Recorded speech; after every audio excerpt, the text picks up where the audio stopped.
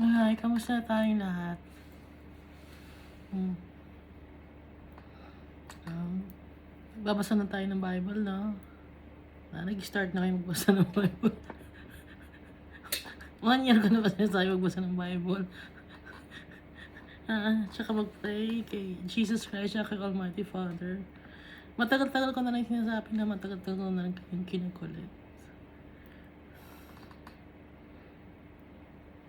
Malalaman mo naman na pagkausap mo si Jesus Christ tsaka si Almighty Father kung, kinakausap ko nila yung mga puro mga magagandang mga bagay ang sasabihin nila. Yung nakaka-uplift ng spirit. Napapacify tayo, nagkakaroon tayo ng peace of mind. Kaya alam natin na sila ang kumakausap sa atin. Ngayon, kung ang pumapasok sa isip mo pag nagpe-pray ka is puro masama or puro mga negative thoughts, hindi yun galing kay Almighty Father tsaka kay Jesus Christ.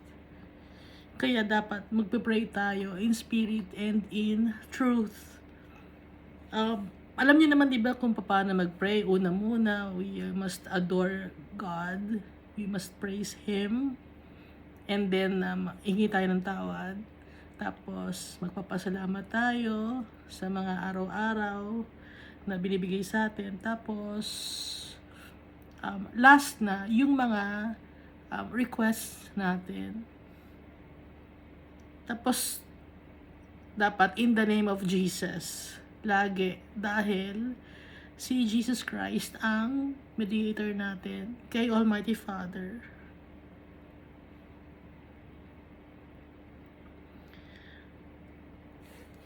Tapos na tayo, di ba, sa Galatians chapter 3. So, Galatians chapter 4 na tayo.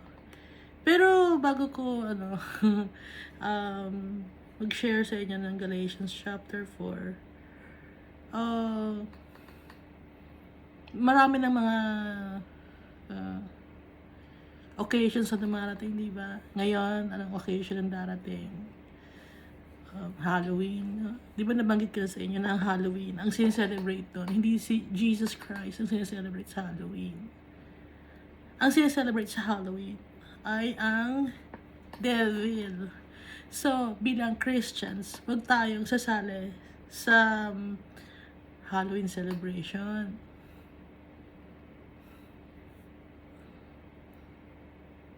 Hindi yan kay Almighty Father, hindi yan kay Jesus Christ. Yung ganong celebration, hindi nalilift up ang name ni Almighty Father at ni Jesus Christ. We are called to be holy. Just as our Father is holy, just as Jesus Christ is holy.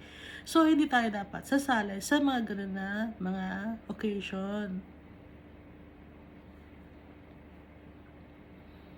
Ang pag Halloween ba, ano bang ginagawa? Ano bang sinusuot? Ano bang ang sineselebrate ng tao? Siyempre kita naman ng mga mata natin, di ba, kung anong sineselebrate. Pag nakikita nyo naman, di ba, kung anong mga sinusuot.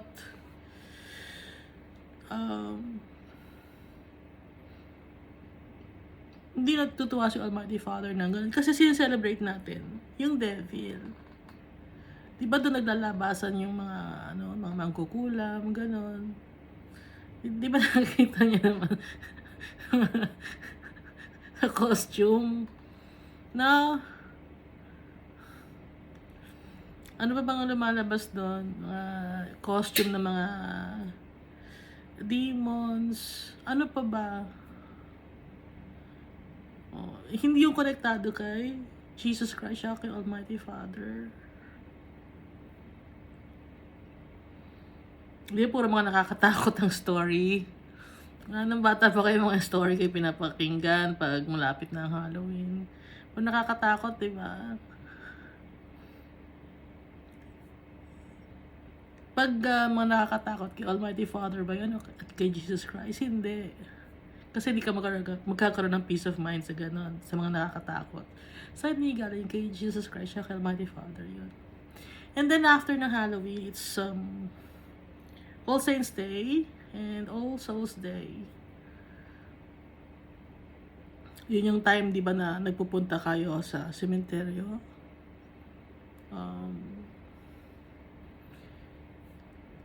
Ang sineselebrate nyo doon, sino ang sineselebrate nyo? Yung mga taong namatay na.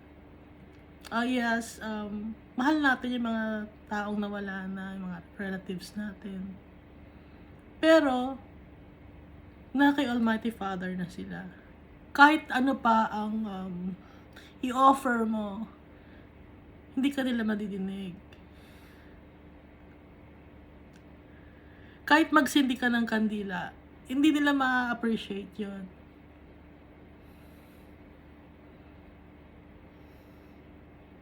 At bakit nagsisindi ng kandila? Pag ganon. Bakit tayo nagsisindi ng kandila nga pala?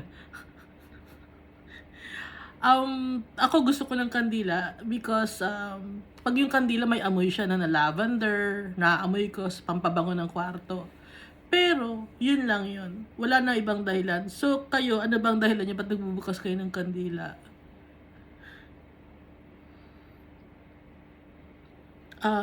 In-offer nyo kay Almighty Father yung kandila. Kay Jesus Christ. Hindi kailangan ng kandila ni Jesus Christ kasi si Jesus Christ na ang light of the world. Hindi niya kailangan ng kandila. So, sayang lang yung kandila na binibili ninyo.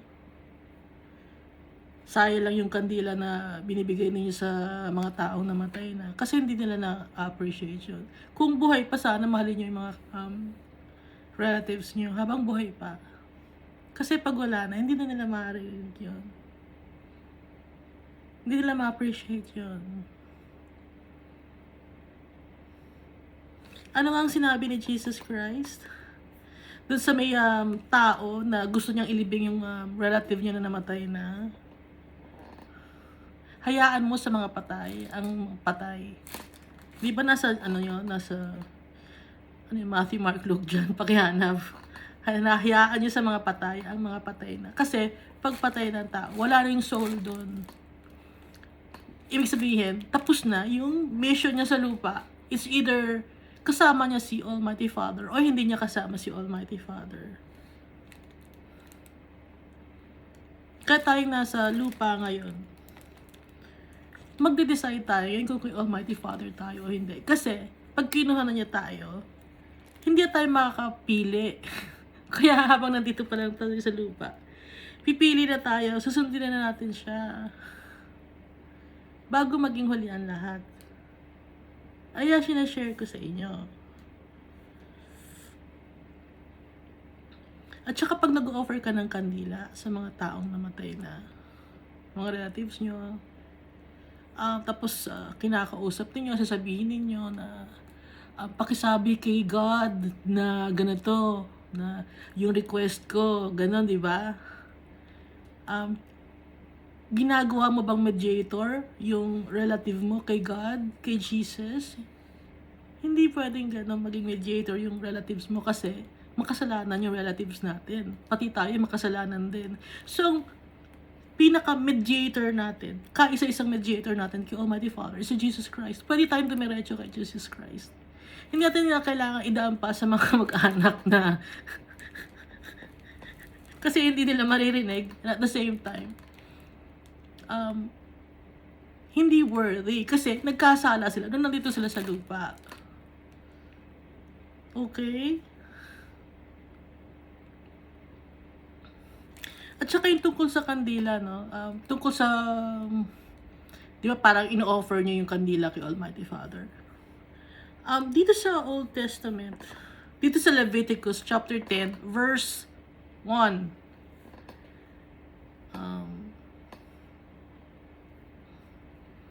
basahin ko.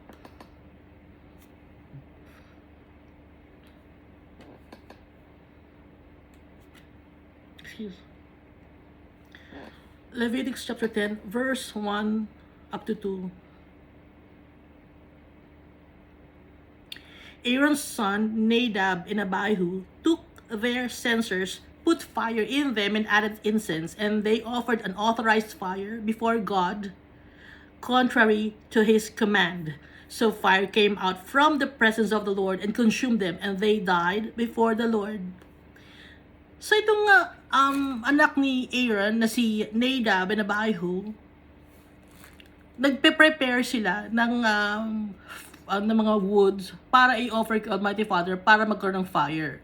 Ang ginawa nila, pinangunahan nila si Almighty Father. Sila mismo ang nagsindi ng fire para magkaroon ng fire ang wood.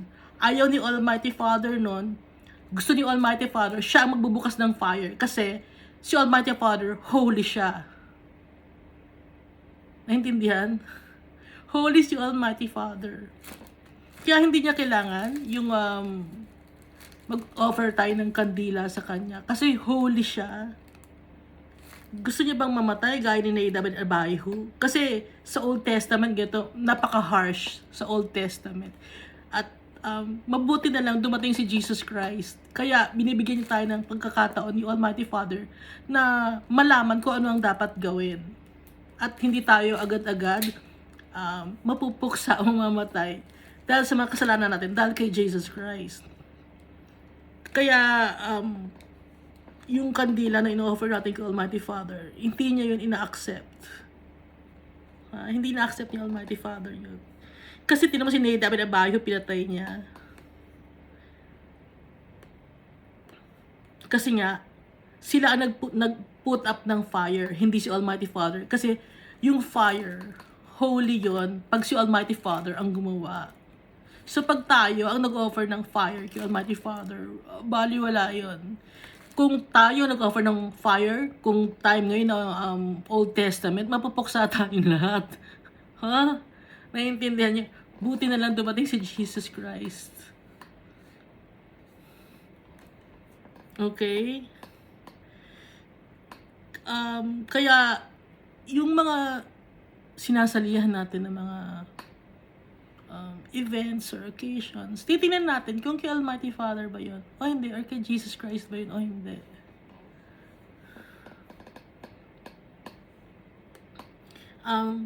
Magbabasa natin dito ngayon yun sa Galatians chapter 4. Ang background ulit ng Galatians chapter 4 is syempre Galatians chapter 3. May mga tao na gustong iligaw ng landas ang mga taga-Galatia.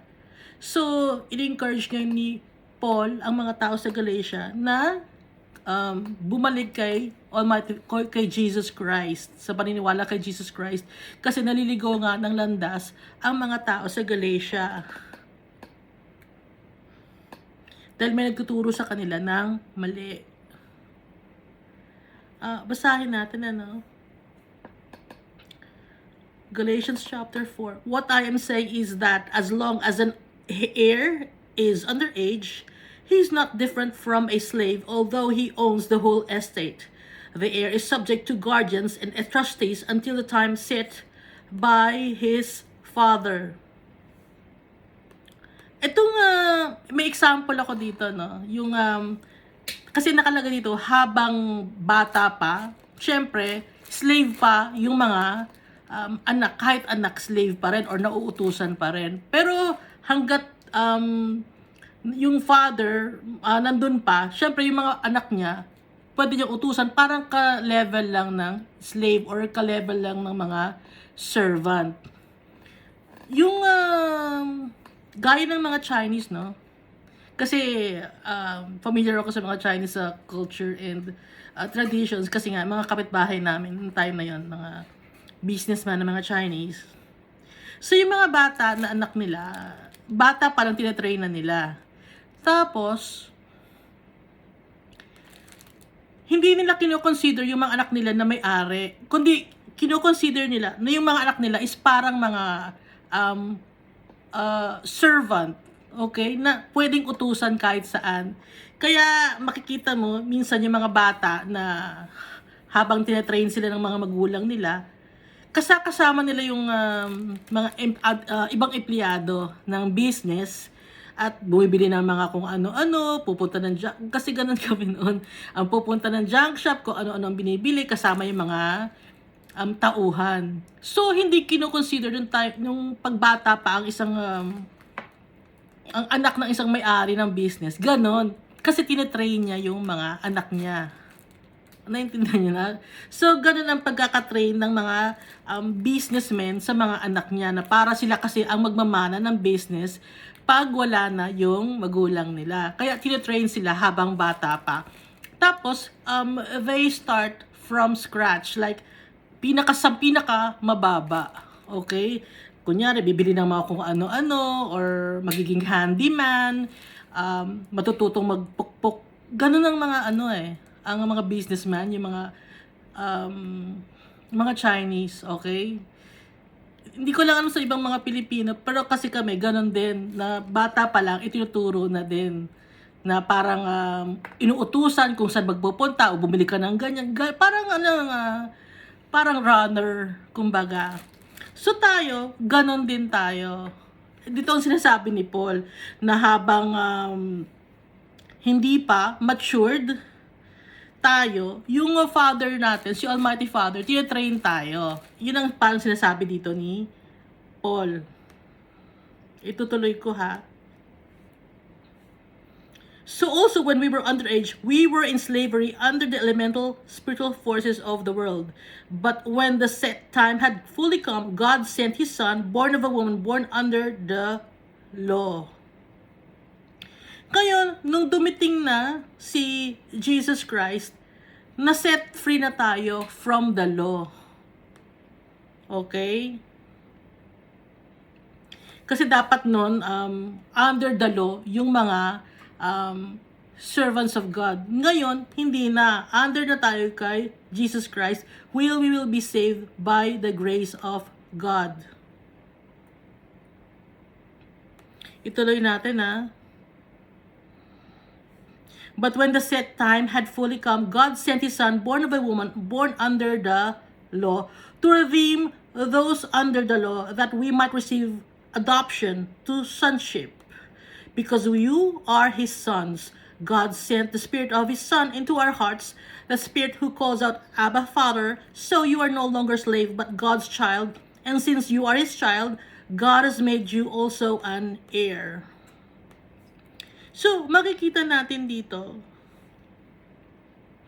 God sent His Son, born of a woman, born under the law. So, parang si Jesus Christ, itong sinasabing Son, na born of a woman. Gaya natin, born of a woman din, we were born under the law. Or, dito, yung pagsa ngayon, under sin. Sakop tayo ng kasalanan. Para ma-redeem tayo. Para magkaroon tayo para maging anak tayo ni God, para maging adopted children tayo ni God. Kaya pinadala si Jesus Christ, born of a woman. Kasi tayo, born of a woman din. Kasi diba, syempre galing tayo sa nanay natin. Kaya nga si Jesus Christ, nagkatawang tao siya. Kasi nga, siya nga ang pattern natin. Dahil kung hindi nagkatawang tao si Jesus Christ, mapagtitiwalaan ba natin? Kasi sasabihin natin, hindi naman na-experience ni Jesus Christ yung na-experience namin eh. Hindi naman siya nasakta na gaya namin dahil Diyos siya, bigla na lang siya dumating. Hindi naman sasabing gano'n yan. Kasi si Jesus Christ, lahat ng pinagdaanan natin at pagdadaanan natin sa buhay, naramdaman ni Jesus Christ. Kaya, He's worthy to save us from our sins. Sinunod niya si Almighty Father.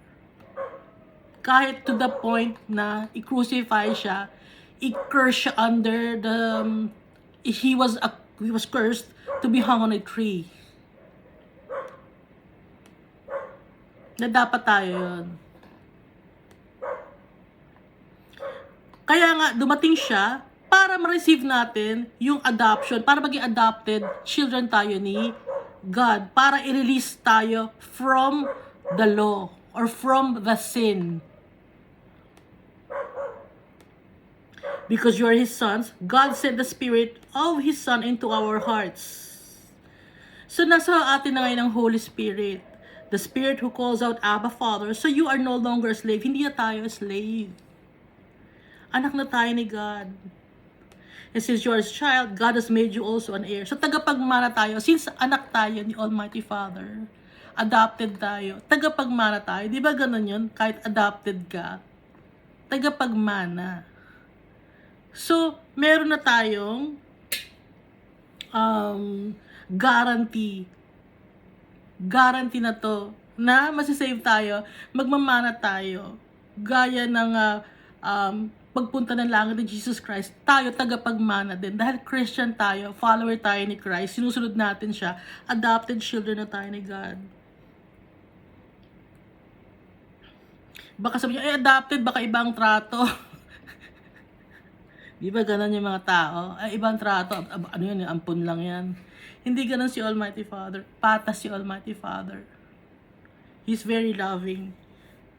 He's trustworthy. He's faithful. Hindi gaya nating mga tao.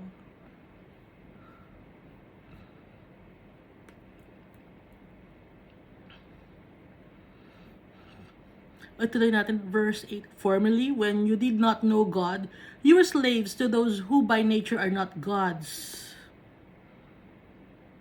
Dati, nung hindi natin kilala si God, slave tayo ng mga bagay na lumulukob sa atin.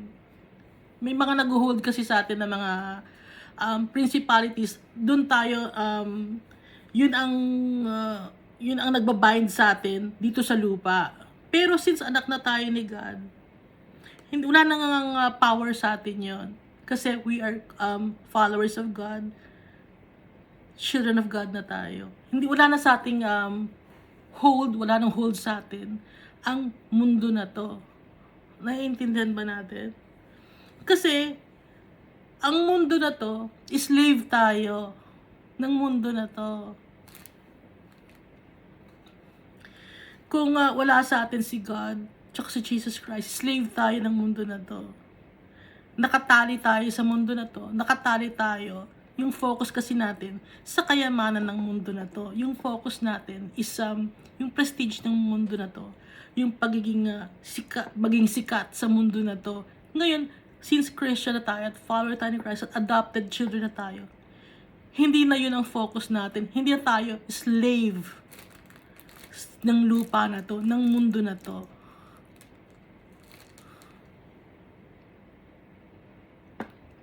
But now that you know God, or rather are known by God, how is it that you are turning back to those weak and miserable forces? So sinasabi dito ni Paul, ngayon na kilala nyo na si God, anak na kayo. O kilala na kayo ni God at anak na niya kayo. Bakit bumabalik pa rin kayo sa dati nyong gawi? Sabi niya sa mga taga-Galatians. Tayo ba? Ganun? Dahil anak na tayo ni God ngayon, bumabalik ba tayo sa dati nating gawi?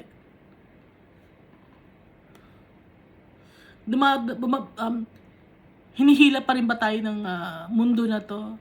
Ng kasalanan ng mundo na to? Pinaprioritize pa ba natin ang mundo na to?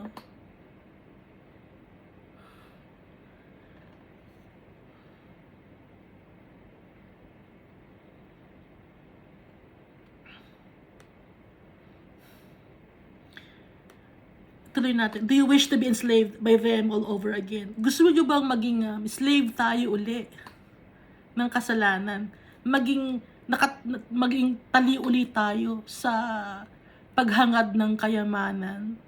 Maging tali uli tayo na walang peace of mind at puro kaguluhan? Dahil ang mundo na to yun ang binibigay kaguluhan. Ang pagiging greedy. Babalik pa ba tayo sa pagiging gano'n?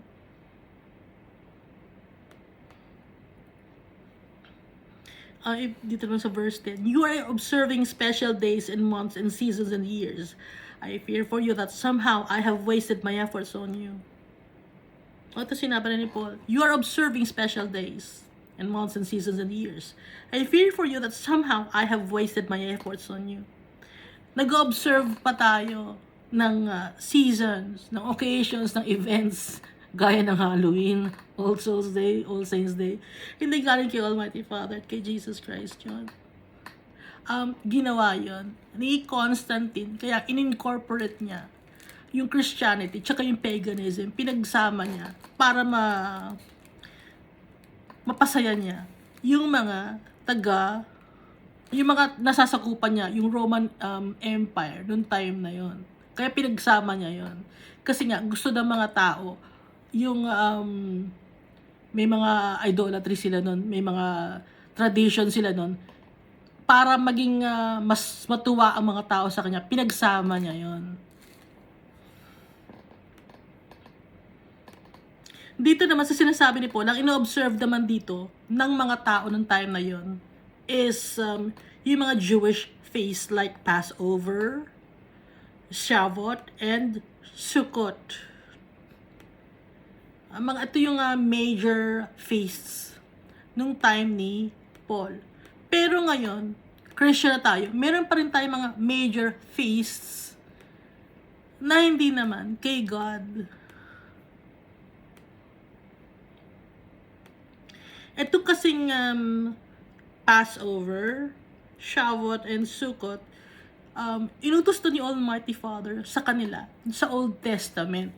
So, since dumating na nga si Jesus Christ, hindi na dapat nila i-observe itong mga to, itong Shavuot, Sukkot, and Passover. Ang pinapa-observe na lang sa atin ni Almighty Father at saka ni Jesus Christ is yung alala sa kanyang pagbibigay ng buhay, like 'di ba yung bread and wine,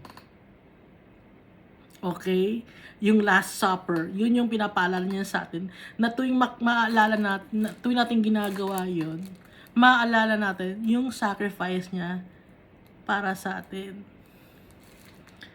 Yun lang ang sinabi ni Jesus Christ, no? At saka yung serving, being a servant to our brethren. Yun ang sinabi niya. Pero yung tungkol sa mga feasts, walang sinasabi ng mga feasts. Kaya nga, sabi ni Paul, you are observing special days and months and seasons and years. I fear for you that somehow I have wasted my efforts on you. Kasi nga, nasa Old Testament ito. Pero dahil dumating na nga si Jesus Christ, hindi na dapat sila nag-observe ng mga feasts. Kasi may mga bawal kainin. Pwede namang nang kainin nung dumating na si Jesus Christ. Wala nang bawal. Tao lang ang bawal. Kasi murder yon, ha?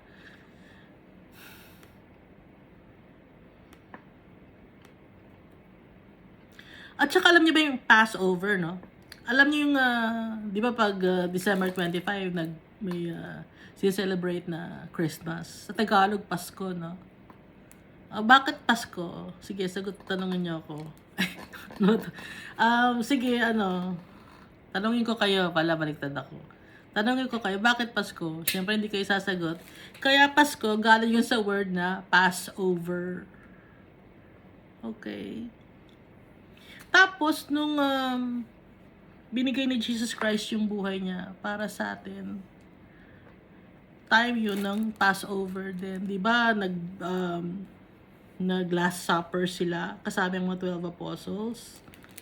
So, Passover, yun, meal nila yun.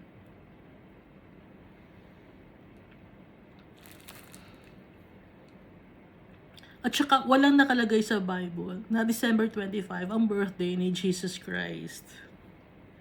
Anong nag-search ako? Kasi alam niyo ba na may mga Christian na Jewish? Nakakatuwa. May mga Jewish Christians na ngayon. Kasi noon, madalang. Pero ngayon, tinawag sila ni Jesus Christ. So, nakita ko na they serve Jesus also kasi nabasa nila yung sinulat ni Paul na Hebrews. Tuwan-tuwa sila dahil kalahi nila si Jesus Christ na isa ring Jew. Parang tayo, di ba? Siguro kung si Jesus Christ, Filipino, Pinoy pride, proud to be Pinoy, ganun. Di ba? Pero sila, they are also proud na, na kalahi nila, si Jesus Christ. So, may mga Jewish Christian na they acknowledge Jesus as their Lord and Savior. So, ibig sabihin malapit na rin dumating si Jesus Christ kasi may mga Jewish na tumatanggap kay Jesus Christ, na ina-acknowledge siya, na siya ang Savior. At masayang-masaya naman yung mga Jews na yun kasi nga, or mga Jewish people na yun kasi nga, si Jesus Christ, kalahi nila. At tayo rin, masaya rin tayo kasi kahit hindi tayo kalahi, adopted na tayo. Imagine kahit hindi tayo kalahi, tanggap tayo.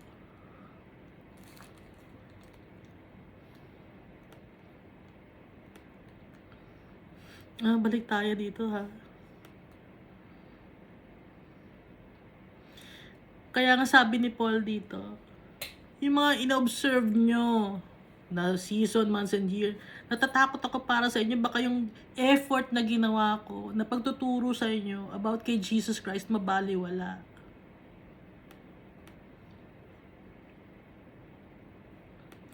Dito sa verse 12, I plead with you, brothers and sisters, become like me, for I became like you. You did me no wrong. As you know, it was because of an illness that I first preached the gospel to you.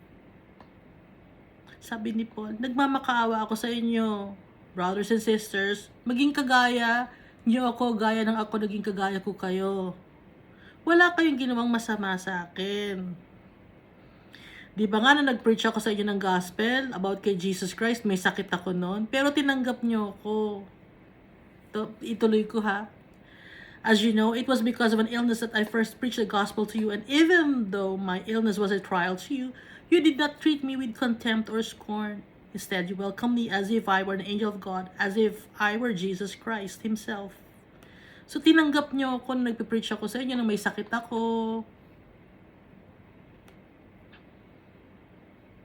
Hindi kayo nagalit sa akin o hindi niyo ako iniwan, hindi niyo ako kinamuhian, hindi niyo ako pinandirihan, kundi tinanggap niyo ako parang anghel ni Almighty Father, na parang ako si Jesus Christ, tinanggap niyo ako ng wholeheartedly na nag-share ako sa inyo about kay Jesus Christ. Sabi ni Paul. Punta naman tayo sa verse 15. Where then is your blessing to me now? Where then is your blessing of me now? I can testify, if you could have done so, you would have torn out your eyes and given them to me. Have I now become your enemy by telling you the truth? Ngayon, asa na yung pagmamahal nyo sa akin? Sabi ni Paul.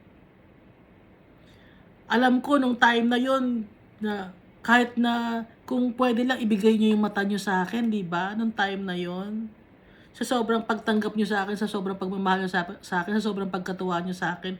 Pero ba't nagbago kayo? Naging kaaway nyo na ba ako ngayon dahil nagsasabi ako sa inyo ng totoo? Sabi ni Paul.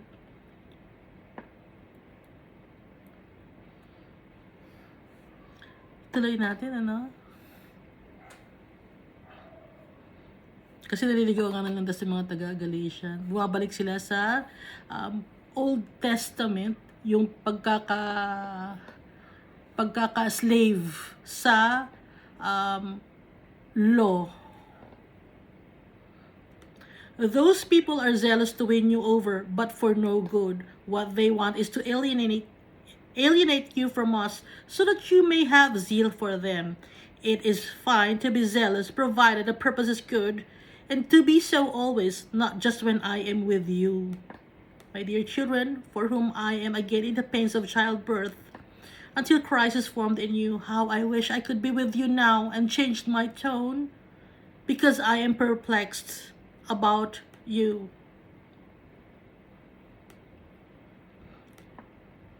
So sabi dito sa verse 17 up to 20, yung mga taong yun na nagpipreach about kay Jesus Christ na mali ang tinuturo sa inyo, na gusto pa rin kayo maging under sa law, gusto niyang ihiwalay kayo sa akin. para sila ang para pansinin nyo sila.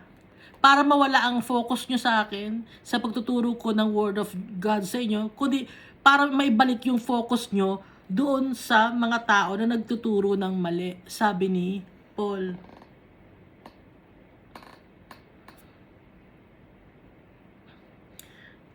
Kaya my dear children, kasi kino-consider niya na children niya, itong mga taga-Galatians, kasi nga, siya ang una nag-share sa kanila ng about kay Jesus Christ. Na parang sabi niya, I am again in the pains of childbirth. Parang ko ngayon mga anak, parang gaya ng dati na introduce sa inyo si Jesus Christ. Sana makasama ko kayo ngayon. Kasi naguguluhan ako sa inyo. Hindi ko na alam ang gagawin ko, bakit nagkakaganyan kayo. Sabi ni Paul. Makikita natin dito ni Paul na gusto talaga niyang matulungan yung mga taga-Galatia na maitama sila at turo ang tamang daan papunta kay Jesus Christ.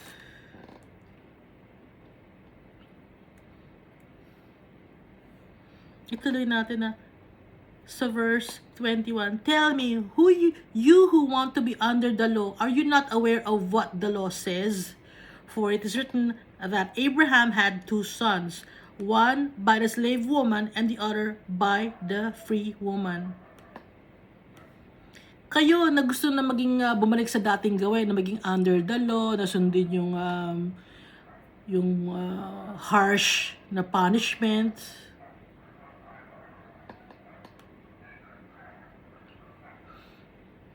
Aware ba kayo na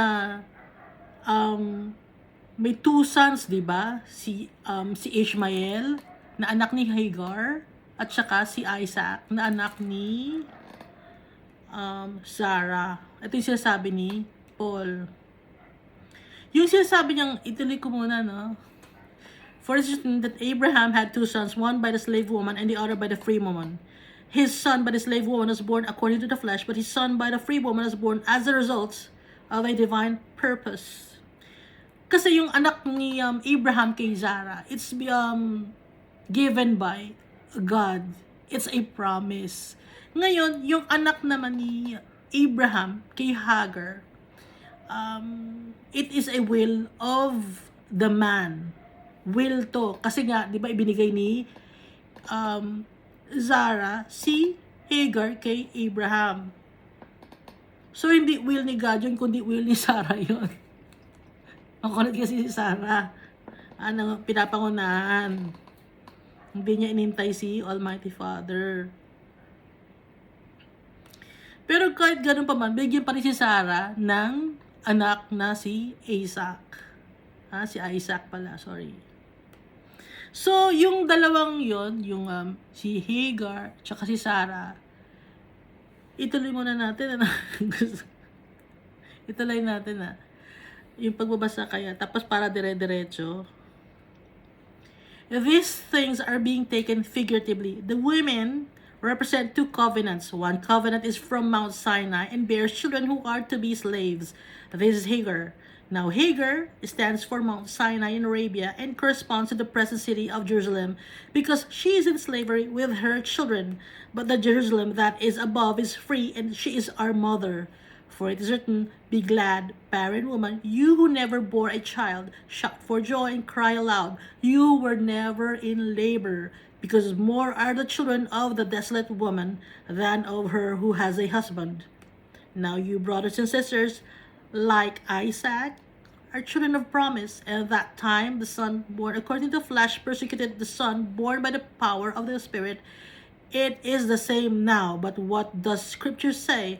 Get rid of the slave woman and her son, for the slave woman's son will never share in the inheritance with the free woman's son. Therefore, brothers and sisters, we are not children of the slave woman, but of the free woman.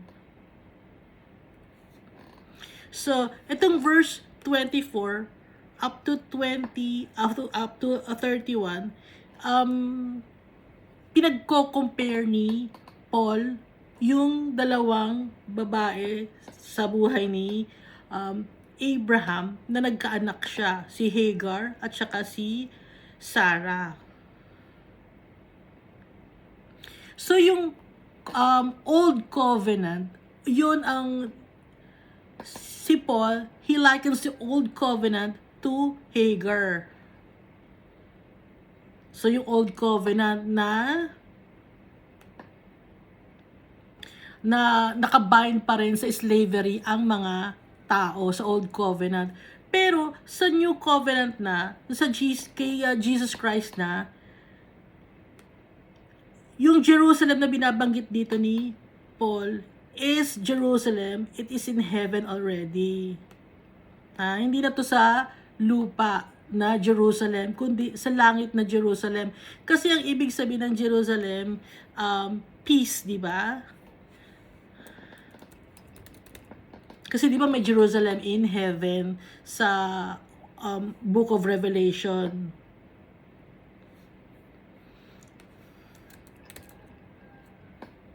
City of Peace. Kasi ang City of Peace, makakakuha lang tayo ng true peace pagkasama na natin si Jesus Christ kasi Almighty Father in heaven. Dito sa lupa, walang real peace dito sa lupa. So, ganun ang kino-compare niya na yung si Hagar dito sa lupa. Nakabind tayo sa kasalanan. Pero, nung dumating na si Jesus Christ, hindi na tayo nakatali sa kasalanan. Naging free na tayo. Naging children of God na tayo. Adopted children of God na tayo. Itong verse na binanggit dito ni Paul about sa Old Testament, yung be glad, O barren woman, makikita to sa Isaiah chapter 54 verses 1 up to 3. Sing, barren woman, you who never bore a child, burst into song, shout for joy, you who were never in labor, because more are the children of the desolate woman than of her who has a husband, says the Lord. Enlarge the place of your tent, stretch your tent curtains wide, don't hold back, lengthen your cords, strengthen your stakes, for you'll spread out the right and to the left, your descendants will dispose nations and settle in their desolate cities. Kasi itong Isaiah, prophecy ito. Prophet kasi si Isaiah. Okay? Prophet siya. Kaya nagbanggit si Paul ng excerpt from the book of Isaiah, sa sinulat ni Isaiah. Kasi nga, di ba alam naman natin na si Paul, guided siya by the Holy Spirit, and at the same time, may knowledge siya dahil nga, advanced yung kanyang studies ng Old Testament kaysa sa mga kasabayan niya.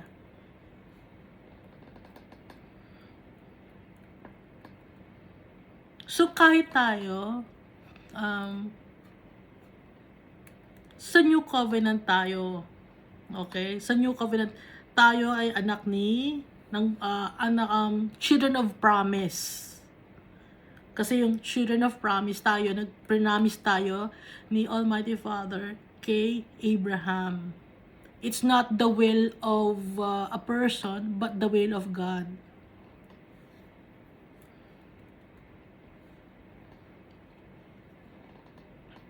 Okay, batuloy natin. Now ulitin natin. Now you brothers and sisters like Isaac are children of promise. At that time, the son born according to the flesh persecuted the son born by the power of spirit. It is the same now. So, nung time na yon, nagkakaroon ng rift si Ishmael at saka si Isaac. Kasi, parang naiinggit si Ishmael kay Isaac. Pinipersecute ni Ishmael si Isaac. Nung time na yon. So, hindi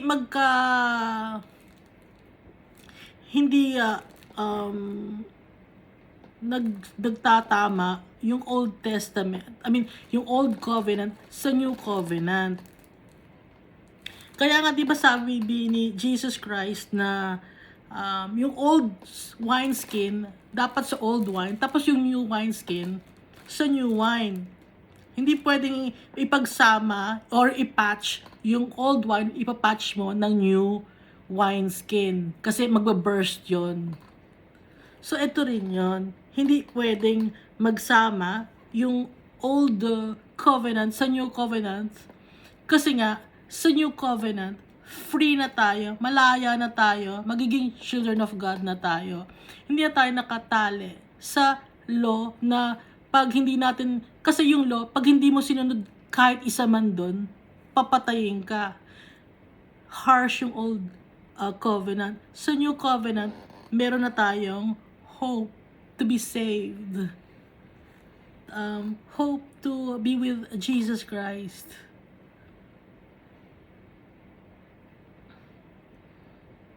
Kaya nga dito, sabi ni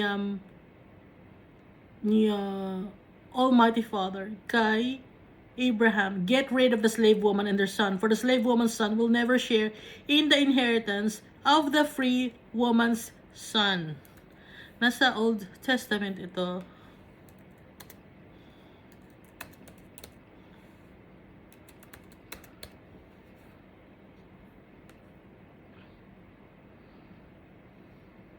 Sa Genesis chapter 21 verse 10.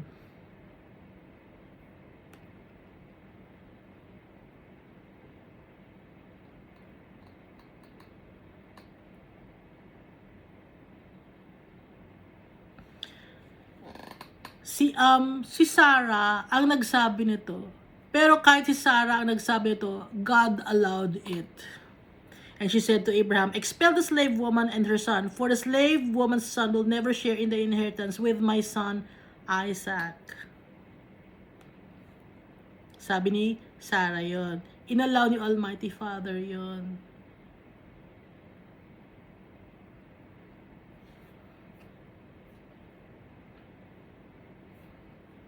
Kasi nga, si Isaac, yung promise ni Almighty Father kay Abraham.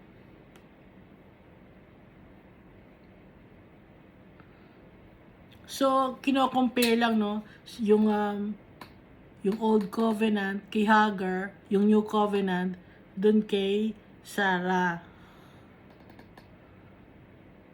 Therefore, brothers and sisters, we are not the children of the slave woman, but of the free woman. So si Jesus ang nag-set us free from the bondage of sin and slavery.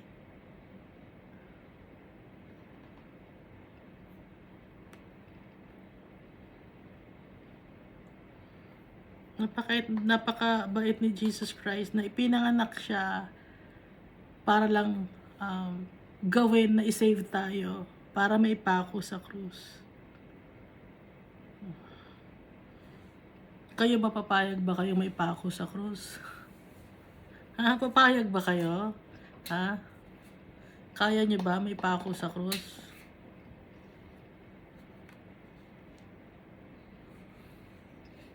Kahit sabihin nyo na kaya niyang maipako sa krus, no? Hindi pa rin worthy eh. Hindi pa rin tayo worthy kasi makasalanan tayo. Si Jesus Christ, worthy siya kasi ang dami niyang pinagdaanan. Hindi man naisulat sa lahat sa Bible, kung sa Gospel ng Matthew, Mark, Luke, dyan yung mga pinagdaanan niya, no? Na mga matitindi. Hindi naisulat. Tayo rin, kung ano yung pinagdadaanan natin, yung pain and suffering natin, yung trials and temptations, pinagdaanan lahat ni Jesus Christ yun. Pero never siyang nagkasala. Laging ang focus niya kay Almighty Father. So, kaya nga, ang pattern natin, si Jesus Christ. Sa Kanya, siya ang nag-release sa atin from the bondage of sin. Sa Kanya tayo nagkaroon ng freedom kay Jesus Christ. Kaya hindi tayo dapat pang bumalik sa dating gawin. na ng kasalanan. Pero hindi dahil sa dapat na malaya tayo, pwede na natin gawin ang lahat ng gusto natin gawin. Okay? Hindi ganon. Malaya na tayo sa kasalanan. Hindi na tayo nakatali sa kasalanan. Kanina na tayo nakatali? Kay Jesus Christ. Kasi kay Jesus Christ, may peace, may freedom, may love, may hope, may faith tayo. Kung ano ang focus ni Jesus Christ, yun dito siya sa lupa, yun din dapat ang focus natin ngayon. Kung si Paul, yung focus niya na kay Jesus Christ, ganun din ang gawin natin na focus. Kahit man lang si Paul, gayahin natin. Pero hindi natin dapat sambahin si Paul. Okay? Sinasabi lang ni Paul na gayahin siya kung paano niya sundin si Jesus Christ. So, ganun din ang gagawin natin. Yung focus natin kay Jesus Christ. Si Paul, nakaranas siya ng fame. No? Nakaranas siya ng fame, ng magandang buhay. Magandang lalaki siya. At nakaranas din siya ng kakulangan sa buhay. Pero, mas sumaya siya nung nag-serve siya kay Jesus Christ. Kasi nakita na niya yung hinahanap niya. Contentment and peace of mind and satisfaction. Nakita niya. Kaya yung dating buhay niya, kinalimutan na niya yun.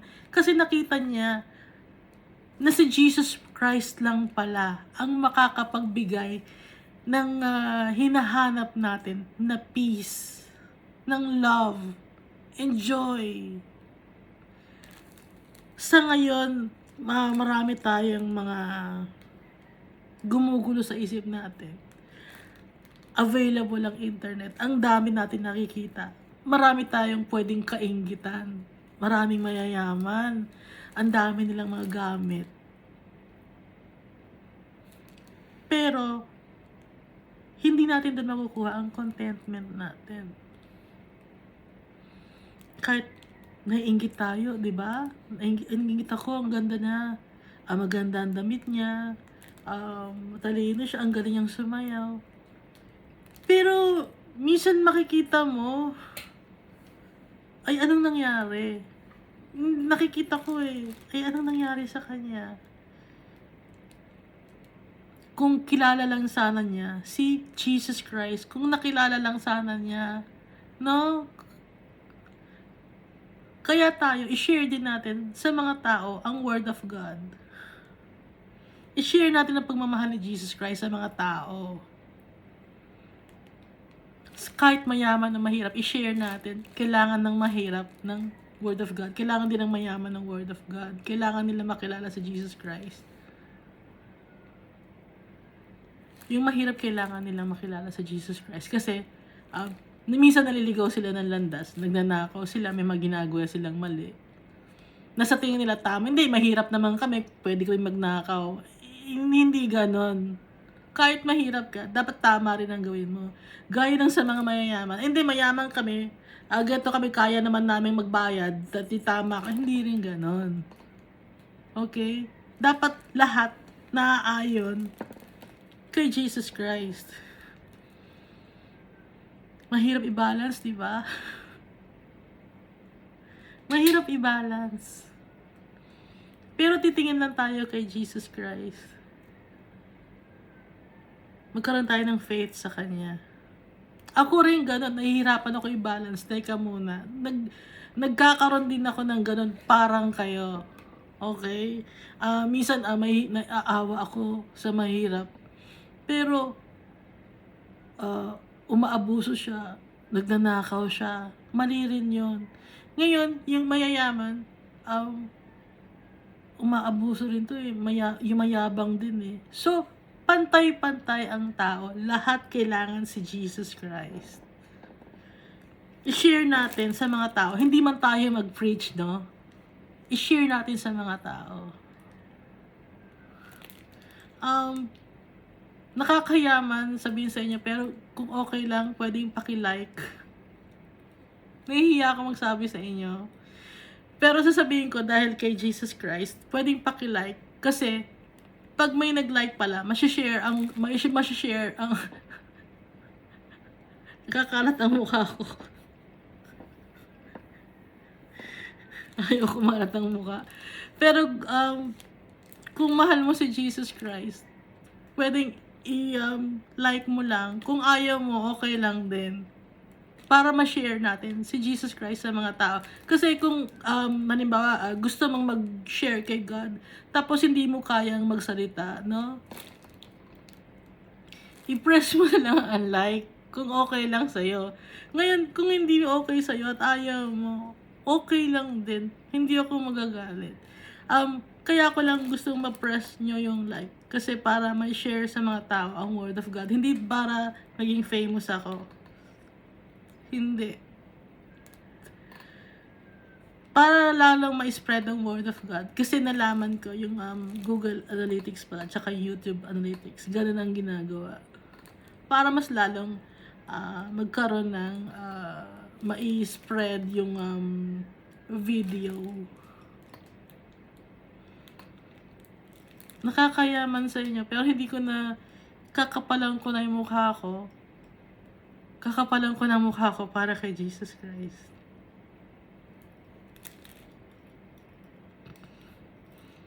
Ayun lang ang hiling ko sa inyo. Kung okay lang sa inyo. Pero kung hindi, okay lang din. Hindi ako magagalit.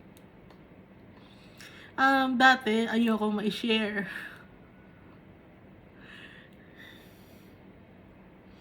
Kasi, ayoko kumalat ang mukha ko. Sige na, ikalat na yung mukha ko. Pwede na ako.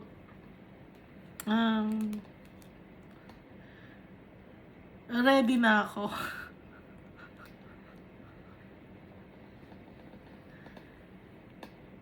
Hindi na ako natatakot.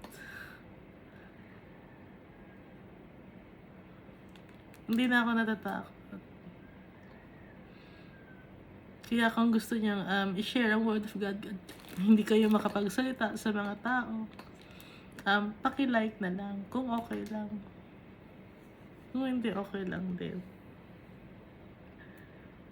Mahal na mahal kayo ni Almighty Father.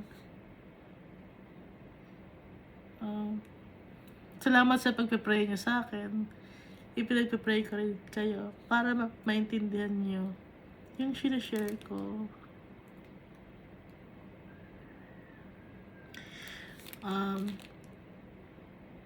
Nagbabasa ako ng Bible. Kayo rin, magbasa rin kayo ng Bible para makilala natin na lubusan si Almighty Father, tsaka si Jesus Christ. Kasi adopted children na tayo ni Almighty Father. Kilalanin natin yung tatay natin. Kilalanin natin yung Savior natin, si Jesus Christ. Maging mapalapit tayo sa kanila. Dahil gusto nila tayong yakapin. Okay? Ano bang sabi ni Jesus dito?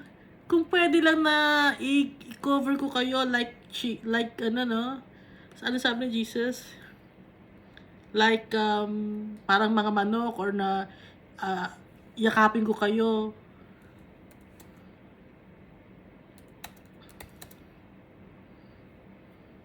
Pero ayaw niya magpasakop, sabi ni Jesus Christ.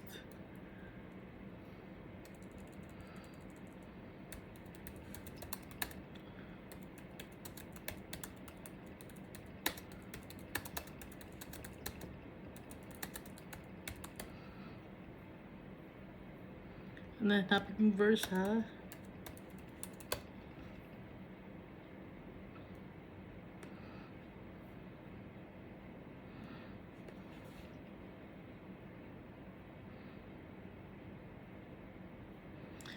Luke chapter 13 verse 34. Jerusalem, Jerusalem, who kills the prophets and stones those who are sent to her.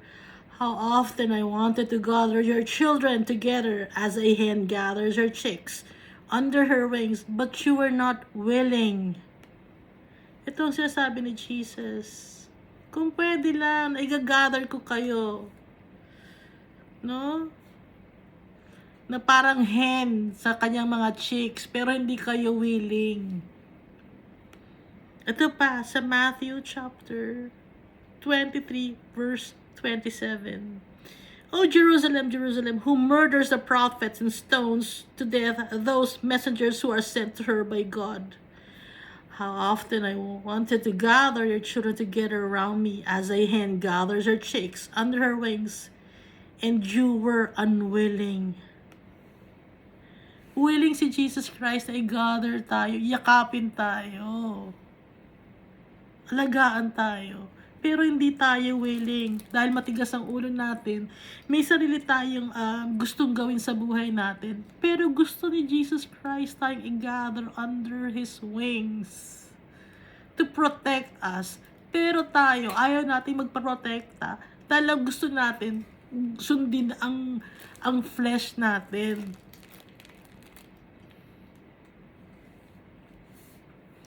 Lahat tayo mahal ni Jesus Christ siya ni Almighty Father. Kaya nga binigay niya ang buhay niya para sa atin. Name lang niya ang tatawagin natin. Name ni Jesus Christ, wala nang iba. Dahil siya, sobrang pagmamahal niya, ibinigay niya yung buhay niya. Siya lang ang nakagawa nun. Yung mga prophet, yung mga apostles, hindi nila nagawa yon. Nagkasala sila. Si Mary, hindi niya nagawa yon. Surrogate mother, si Mary. Nagkaanak si Mary sa iba. After niyang ipanganak si Jesus Christ. May mga half brothers si Jesus Christ. Si Jesus Christ, ulitin ko, buo na siya, fertilized egg na siya nung napunta sa womb ni Mary. Kaya lang siya idinaan sa womb ni Mary para maging tao, para may masabi ang mga tao na totoong tao siya, na totoong nasasaktan siya, na totoong masusugatan siya, na totoong makakaranas siya ng pasakit sa buhay dahil tao siya. Naiintindihan natin, ano?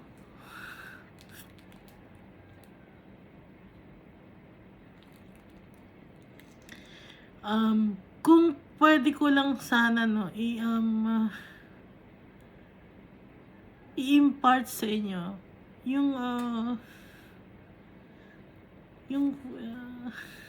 yung fire na nasa heart ko.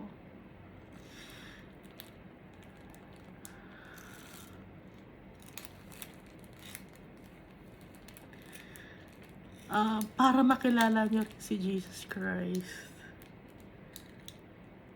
Yung earnestness ko, gusto ko rin na makilala ninyo si Jesus Christ. Gusto ko rin na makausap ninyo siya. Na kayo mismo ang maka-experience nun.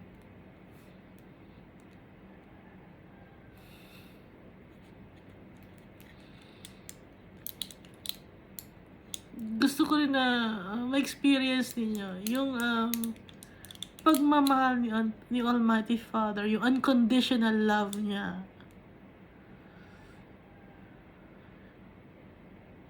Hindi ko lang alam kung paano ko isasabi sa inyo. Pero sana buksan natin ang puso at isipan natin. Magbasa tayo ng Bible. Yung mga bagay sa mundong ito, hindi importante.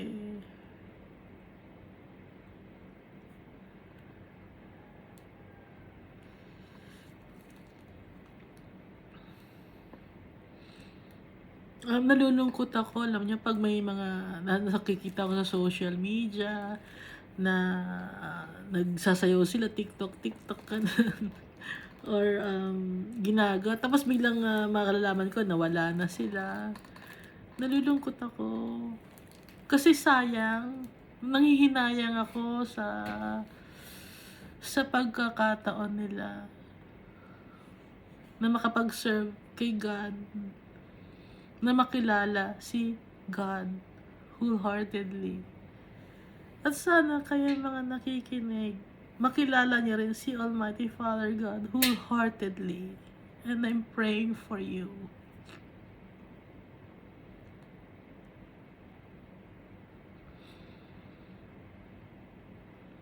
I am doing this for my Almighty Father, for Jesus Christ.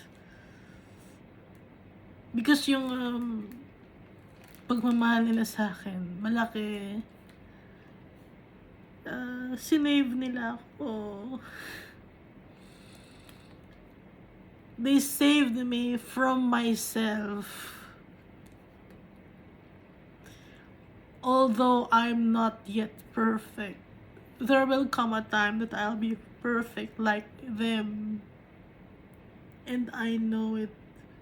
Because I have faith in Jesus Christ that He's true to His promises.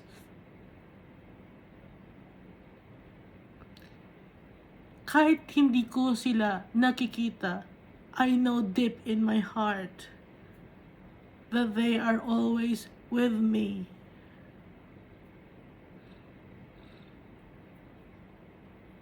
That they are guiding me.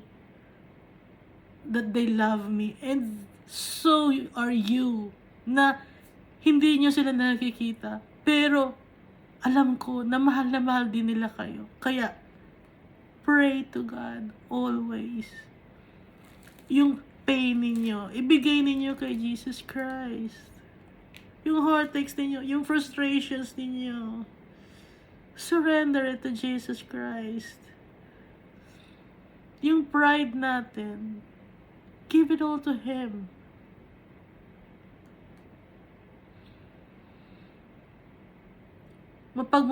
Si Almighty Father, He's very holy. Holy siya. Pati si Jesus Christ. Pero ibinaba nila ang sarili nila para maabot natin sila. Saan ka nakakita ng ganon? Di ba yung ibang mga mayayaman, hindi mo sila maabot? Pero si Almighty Father, may-ari ng lahat. Ibinaba niya ang sarili niya. Si Jesus Christ, ibiniba niya ang sarili niya para maabot natin sila, para mahawakan nila tayo paitaas. Maging willing lang tayo. Open our hearts to them. Thank you, and God loves us all very much. I'm not doing this for anything. I'm doing this for Jesus Christ, for my Father in heaven. Thank you.